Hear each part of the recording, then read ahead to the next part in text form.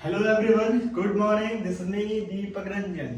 आज फिर मैं आपके लिए पार्ट्स ऑफ स्पीच से रिलेटेड एक नया टॉपिक लेकर आया हूँ।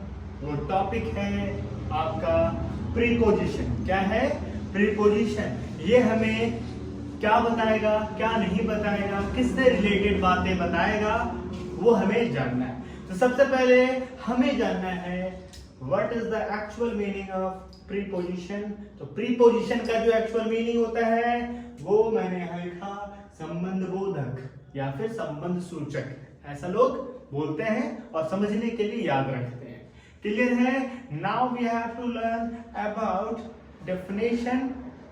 प्रीपोजिशन का डेफिनेशन जानना है। किसका जानना है? प्रीपोजिशन। तो चलिए सिंपल तरीके से मैंने आपके लिए यहाँ लिखा है what is the actual definition of preposition. चलिए देखते हैं। लिखा हुआ है preposition are the word that we put before noun और pronoun, these denote in that relation the person or thing indicated by its exit in relation to something else। हमने बात कहा कि इस चीज में आपको रिलेशन पता चलेगा, जिस तरह का हमने हिंदी में संबंध बोधक लिखा है उससे पता चलता है क्या, यहाँ कोई चीज का या फिर कोई इंसान का एक स्थान से या फिर किसी भी चीज से क्या पता चलेगा, रिलेशन पता चलेगा कि वो उसके आगे है, पीछे है, अगल में है, बगल में है, ऊपर है, नीचे है, चारों तरफ है, किधर है। ठीक है? तो ऐसा तरीके का या फिर इस तरीके का जितने भी वर्ड्स आते हैं जो हमें रिलेशन बताता है किस चीज के अकॉर्डिंग, तो थिंग्स के अकॉर्डिंग और नाउन के अकॉर्डिंग, जो हो सकता है पर्सन भी हो, थिंग्स भी हो, कुछ भी हो।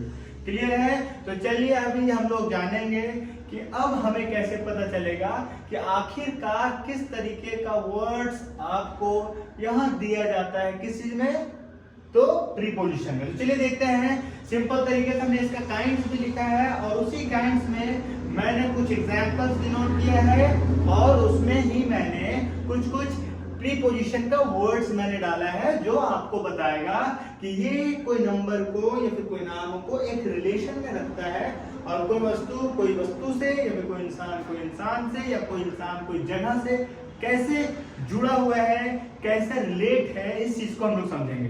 तो चलिए सबसे पहला पॉइंट जो है वो है प्रीपोजिशन ऑफ टाइम। क्या है? Preposition of time. इसमें अधिकतर समय को बताया जाता है। किसको बताया जाता है? समय को।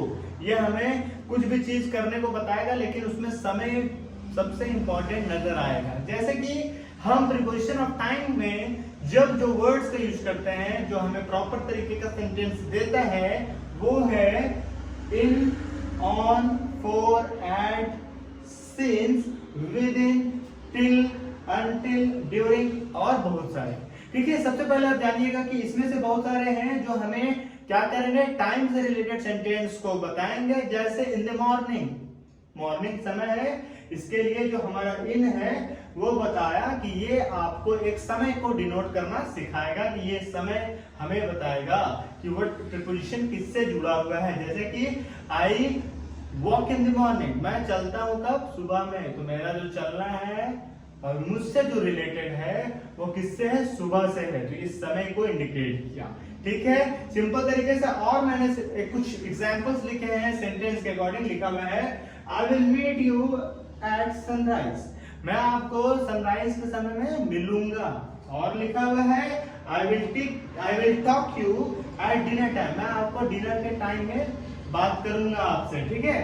This place look beautiful at sunset, यह जो हमारा जगह है वो सनसेट के समय में बहुत ज्यादा खूबसूरत लगता है। मैंने बताया कि इस सेंटेंस में हमें पता चल रहा है एक टाइम से रिलेटेड बातें। जैसे कि हमारा सनराइज टाइम को डिनोट करता है, सनसेट टाइम को डिनोट करता है और हमारा डिनर टाइम भी टाइम को डिनोट करता है। उस चीज की वजह से हमने यहाँ आपको बताया प्रीपोजिशन ऑफ टाइम। क्या? Preposition of time. सेकेंड आपको पढ़ना है प्रीपोजिशन ऑफ प्लेस। क्या पढ़ना है? प्लेस। इसमें कोई जगह नहीं आता है, जैसे कि कोई बहुत बड़ा बड़ा शहरों के नाम अधिकतर नहीं आते हैं। आते क्या है? तो चलिए वर्ड्स के अकॉर्डिंग देखेंगे कि इसमें अगर क्या कि शहर, कोई राज्य, कोई जिला का नाम अगर ना आए तो कौन सा नाम आए? तो यहाँ लिखा हुआ beside, between, inside, among, below, under, in, ये सारा चीज हमें बताएगा कि ये किधर है, क्या है, कौन सा चीज किस जगह पर है। जैसे कि हमने सेंटेंस के अकॉर्डिंग आपको बताया है, अगर मैं चाहता कि आपको डेफिनेशन के अकॉर्डिंग बताया जाए तो भी उस डेफिनेशन में भी हमें एग्जांपल्स ही लाना था, इसीलिए मैंने जो आपको बताया है वो सीधा एग्जांपल से ही रिलेट करके बताया है। एग्जांपल आपको कैसे बताएगा कि what is the uses of preposition, clear है।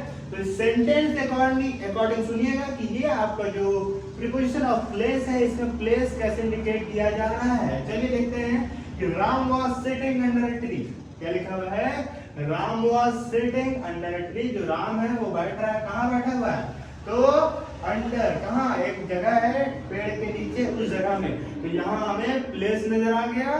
सेकंड जो आपका एग्जांपल है लिखा हुआ है, I have a friend who lives in Jharkhand, जो हमारा एक दोस्त है वो कहाँ रहता है, झारखंड में। तो हमने इस जगह को बताने के लिए इसका यूज किया, इसीलिए हमने क्या यूज किया, प्रीपोजिशन ऑफ प्लेस से रिलेटेड वर्ड्स यूज किए, क्लियर है।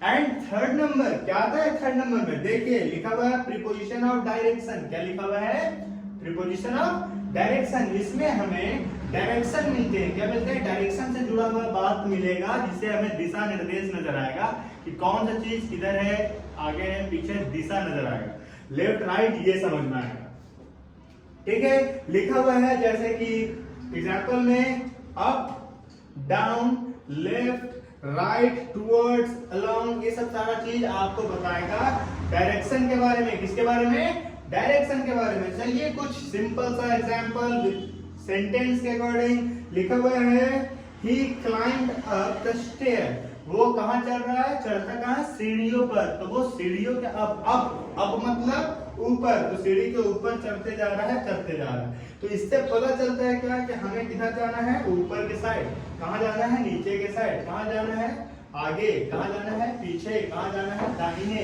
कहाँ जाना है, बाएं। इस तरीके का सेंटेंस हम लोग बात करते हैं। एक और सेंटेंस है लिखा हुआ है, the ball rolled down the हिल, जो बॉल है वो राउंड होते होते हिल के नीचे आ गिरा है, ठीक है, नीचे आ गिरा है, तो इस वजह से हमने यहाँ डाउन का यूज किया, किसका यूज किया, डाउन का।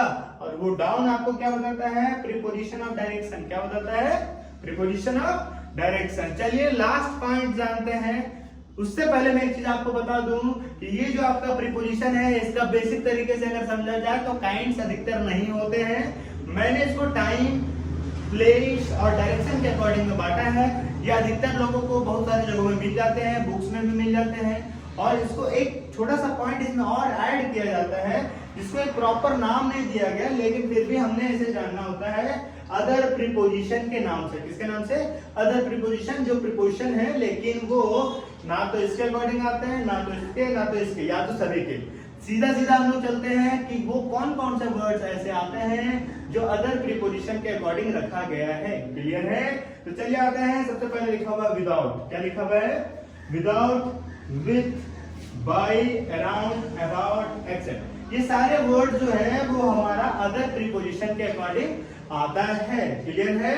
तो चलिए जैसे कि कुछ एग्जांपल्स भी यहाँ हमने लिखा है, जैसे कि वो जो एग्जांपल्स है वो आपको मदद करेगा समझने में। लिखा हुआ you are writing with a pen, जो आप लिख रहे हैं वो किसके मदद से, पेन के मदद से। जो हमारा रिलेशन है किसके साथ है, पेन के साथ है, लिखना और पेन, ये दोनों का कॉम्बिनेशन बनने के बाद हमारा काम सही होता है, तब जाके हमें पता चलता है कि अदर प्रीपोजिशन के अकॉर्डिंग हमें ये विथ का यूज किया गया है, क्लियर है। सेकंड है व्हाट वाज इट अबाउट, ये किसके बारे में है, तो ये किसके बारे में है मतलब ये भी किसी से जुड़ा हुआ है, मतलब रिलेशन को बताने का बात कर रहा है, क्लियर है।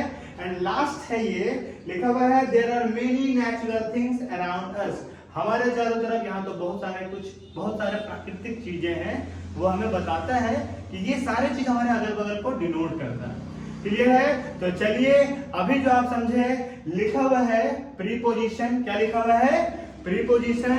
अंत में हमें पता चलता है क्या कि जो प्रीपोजिशन है वो हमें संबंध सूचक के बारे में बताता है और इसमें हमें यह पता चलता है कि कोई भी वस्तु हो या फिर कोई भी इंसान हो वो कहाँ है, उसका किस जगह से किस जगह का रिलेशन बनता है, कोई वस्तु का कोई वस्तु से रिलेशन बनता है। जैसे कि मैंने कुछ बुक्स रखा है, कहाँ रखा है, तो अंडर द कबर्ड रखा है, कबर्ड में रखा हुआ है। एक मेरा क्या है, पेट है, डॉग है, वो कहाँ है, तो अंडर द टेबल है। ऐसे सारे सेंटेंस आते हैं। तो चलिए आज का क्लास आपका क्या रहा, तो आज का क्लास रहा प्रीपोजिशन। क्या रहा, प्रीपोजिशन, संबंध बोधक। क्या रहा, संबंध बोधक। हमने काइंड्स भी बता दिए हैं। आपको यह समझने में बहुत ज्यादा हेल्प करेगा कि ये चीज कब कहां कैसे यूज किया जाए। ज्यादा समझने के लिए इसे आप अपने नोट कॉपी में नोट कीजिए, अच्छे खासे प्रेयर कीजिए, और अगर समझने में कहीं दिक्कत हो तो वीडियो में जरूर कमेंट कीजिए और हमारे वीडियो को लाइक कीजिए, शेयर कीजिए और सब्सक्राइब करना ना भूलें। Thank you.